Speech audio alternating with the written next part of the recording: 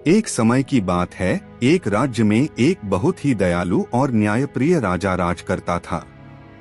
उसकी एक बेटी थी जिसका नाम कमला था। कमला बहुत ही सुंदर और बुद्धिमान थी, लेकिन उसका रंग काला था। उसके काले रंग के कारण लोग उसे काली राजकुमारी कहकर बुलाते थे और उसका मजाक उड़ाते थे। राजा को भी अपनी बेटी के रंग को लेकर शर्मिंदगी महसूस होती थी, लेकिन वह उससे बहुत प्यार करता था। एक दिन राज्य में एक बड़ा उत्सव आयोजित किया गया। इस उत्सव में दूर दूर से राजकुमार और राजकुमारियां आए हुए थे। सभी राजकुमारियां सुंदर और गोरी थीं, लेकिन कमला का रंग काला था।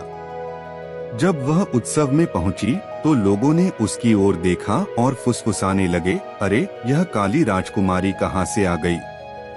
यह तो बिल्कुल सुंदर नहीं है।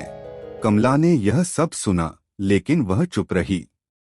उसने अपने मन में ठान लिया कि वह अपनी बुद्धिमत्ता और साहस से सबको दिखाएगी कि उसका मूल्य उसके रंग से नहीं, बल्कि उसके गुणों से है। उत्सव में एक प्रतियोगिता रखी गई थी, जिसमें सभी राजकुमारियों को अपनी बुद्धिमत्ता और कौशल का प्रदर्शन करना था। प्रतियोगिता में 3 कठिन सवाल पूछे गए। पहला सवाल था, संसार में सबसे कीमती चीज क्या है? दूसरा सवाल था, सबसे ताकतवर चीज क्या है? और तीसरा सवाल था, सबसे सुंदर चीज क्या है? सभी राजकुमारियों ने अपने अपने जवाब दिए।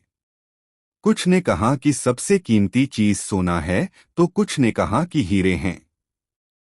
कुछ ने कहा कि सबसे ताकतवर चीज तलवार है, तो कुछ ने कहा कि सेना है। सबसे सुंदर चीज के लिए कुछ ने कहा कि फूल हैं, तो कुछ ने कहा कि चांद और सितारे हैं। जब कमला की बारी आई तो उसने धीरे से खड़े होकर जवाब दिया, 1। संसार में सबसे कीमती चीज ज्ञान है, क्योंकि ज्ञान के बिना सोना और हीरे बेकार हैं। 2। सबसे ताकतवर चीज प्रेम है, क्योंकि प्रेम से बड़ी कोई ताकत नहीं है। प्रेम ही दुश्मन को दोस्त बना सकता है। 3। सबसे सुंदर चीज मन की सुंदरता है, क्योंकि बाहरी सुंदरता समय के साथ खत्म हो जाती है, लेकिन मन की सुंदरता हमेशा बनी रहती है। कमला के जवाब सुनकर सभी दरबारी और राजा रानी हैरान रह गए। उन्होंने कभी ऐसे गहरे और सच्चे जवाब नहीं सुने थे। राजा ने खुश होकर कमला को गले लगा लिया और कहा, मेरी बेटी, तुम सच में बहुत बुद्धिमान हो। तुम्हारे रंग से कोई फर्क नहीं पड़ता।